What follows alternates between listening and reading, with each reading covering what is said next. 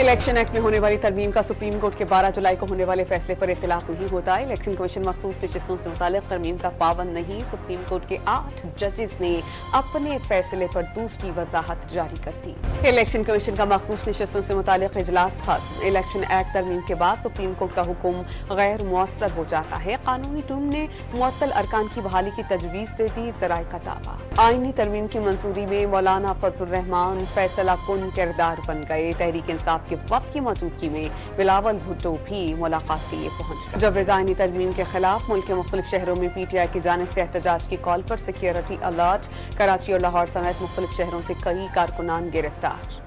आईनी तरमीम पर कायम पार्लिमानी कमेटी का इन कैमरा इजलास। खुर्शीद शाह का मुसव्विदे की मुतफ़िक़ा मंजूरी का दावा। खुर्शीद शाह एक फूंक मारेंगे और मामलात हल हो जाएंगे। इरफान सिद्दीकी का मौक़िफ़।